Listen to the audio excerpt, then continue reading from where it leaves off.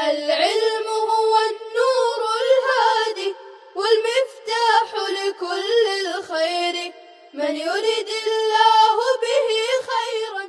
بسم الله الرحمن الرحیم. السلام علیکم ورحمۃ اللہ وبرکاتہ. عزیز طلبہ کرام، گزشتہ مجلس میں ہم نے سورۃ الحدید سے متعلق گفتگو کی تھی، اور آج انشاءاللہ سورہ مجادلہ یعنی 28 پارے سے متعلق انشاءاللہ گفتگو کریں گے. قرآن کریم کے آیات ہیں. بسم اللہ الرحمن الرحیم. قد سمع اللہ قول التي تجادلك في زوجها وتشتكي إلى الله والله يسمع تحاوركما ان اللہ سمیع بصیر.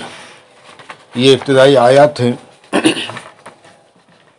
دیکھیے، سورہ مجادلہ یعنی تعداد سورت کے اعتبار سے نصف ثانی کی پہلی سورت ہے.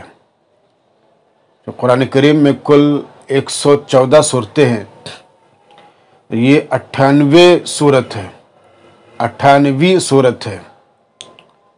تو اس سورت کی خصوصیت یہ ہے کہ اس کی کوئی سطر اس بات سے خالی نہیں ہے کہ اس میں اللہ کا لفظ 1 یا 2 یا 3 مرتبہ مذکور نہ ہوا ہو، بلکہ تقریباً 35 مرتبہ لفظ اللہ اس سورت میں استعمال ہوا ہے،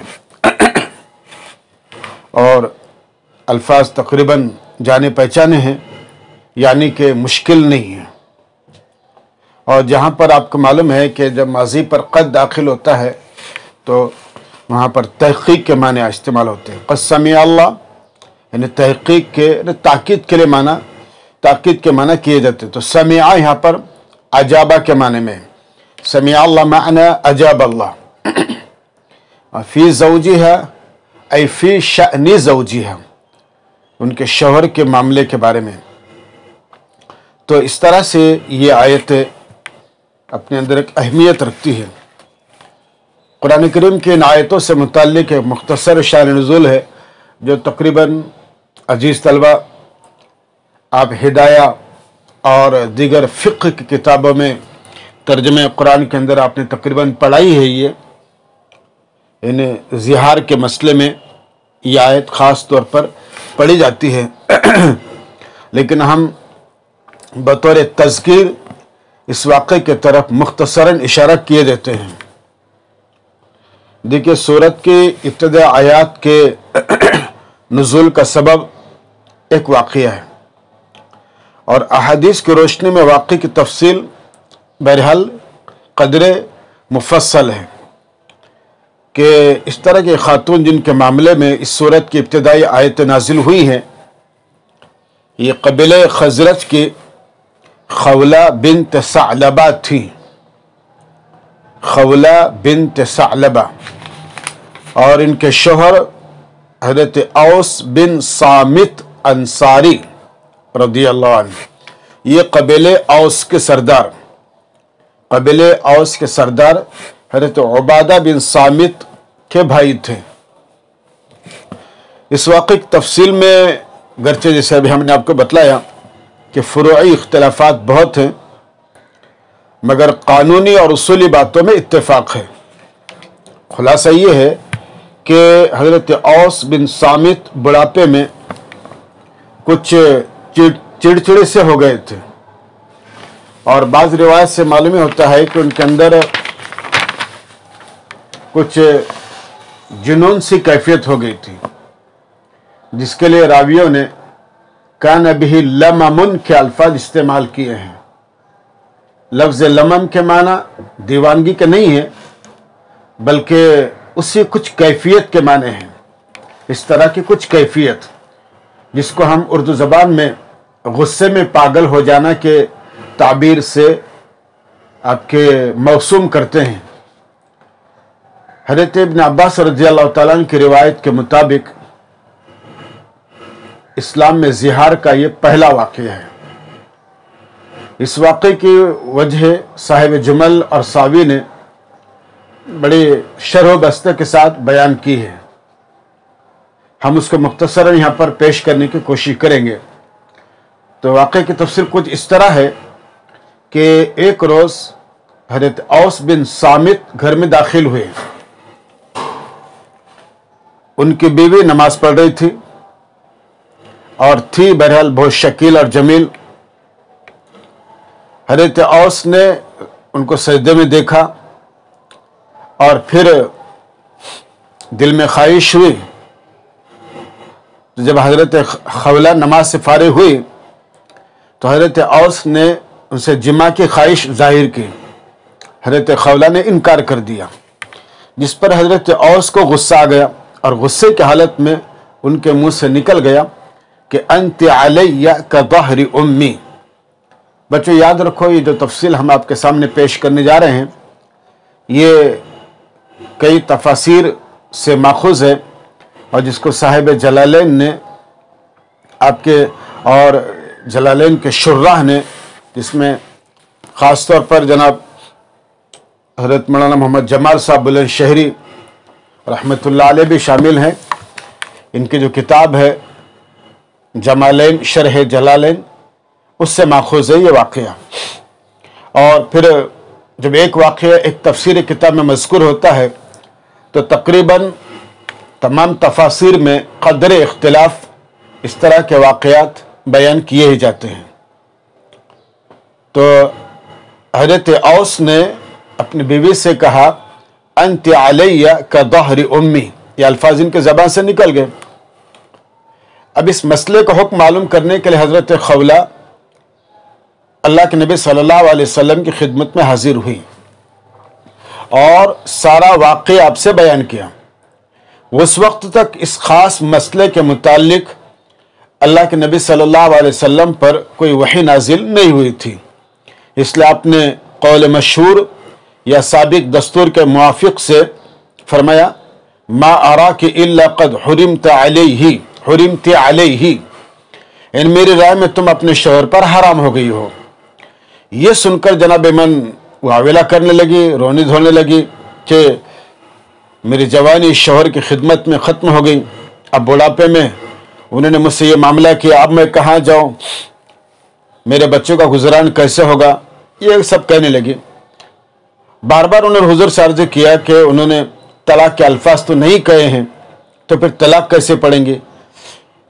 آپ کوئی صورت ایسی بتائیں جس سے میں اور میرے بچے اور بوڑھے شوہر کی زندگی تباہ ہونے سے بچ جائیں۔ مگر ہر مرتبہ حضور اس کو وہی جواب دیتے تھے۔ اور ایک روایت میں کہ خولہ نے اللہ سے فریاد کی کہ اللہ میں اشکو الیک، کہ اللہ اے میرے اللہ میں تجھ سے فریاد کرتی ہوں۔ اور ایک روایت میں آپ نے حضرت خولہ سے فرمایا کہ ما امرت فی شأنک بشیء حتی الآن، ما امرت فی شأنک بشیء حتی الآن۔ ان تمام روایتوں میں کوئی تعارض نہیں، سبھی اقوال صحیح ہو سکتے ہیں۔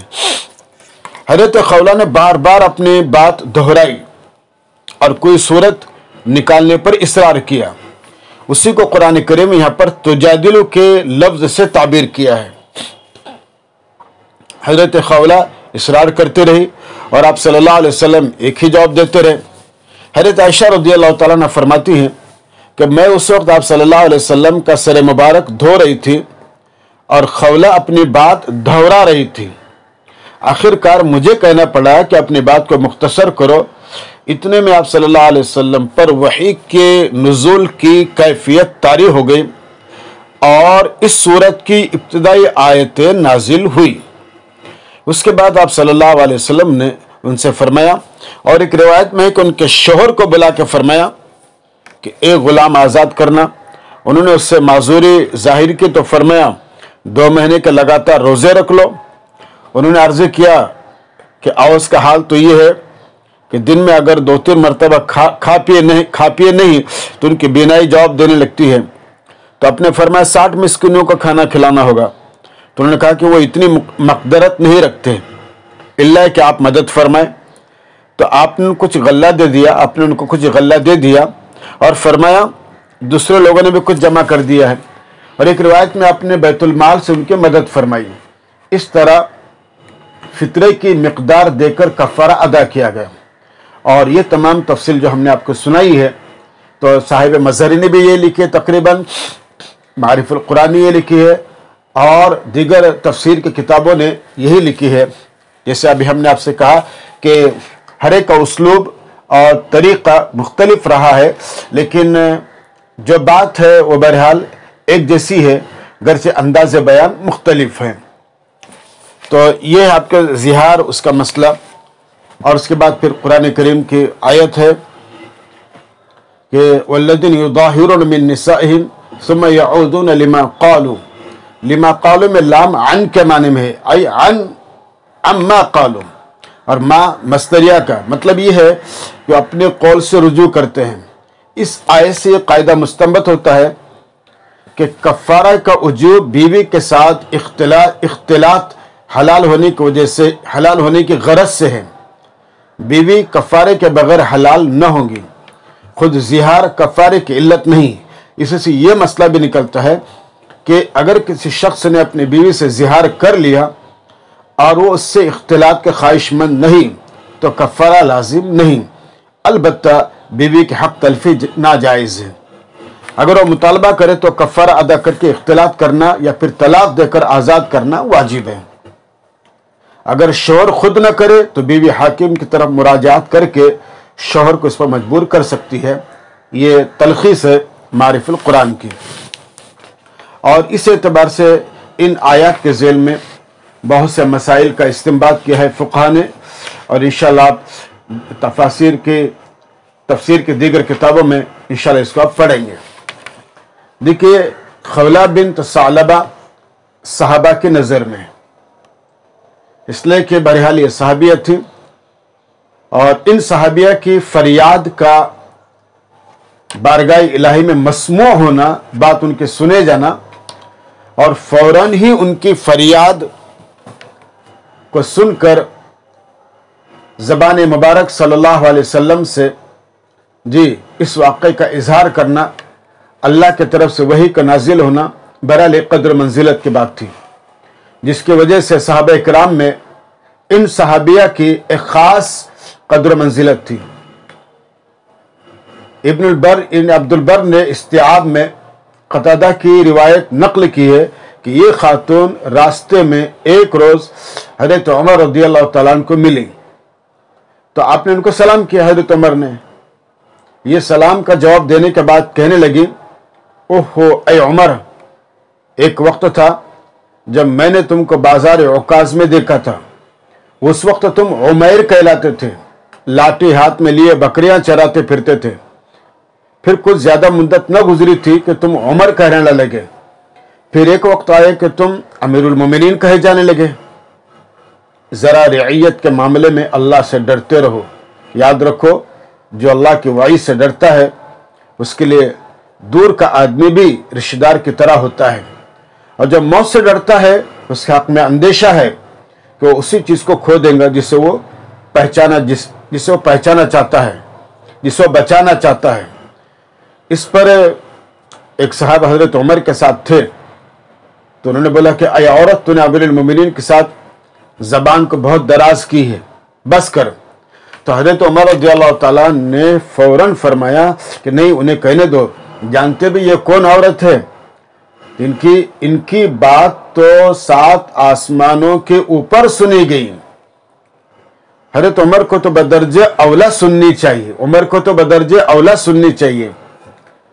امام بخاری رحمۃ اللہ علیہ نے بھی اپنی تاریخ میں اختصار کے ساتھ اس واقعے سے ملتے جلتے کو بیان کیا ہے.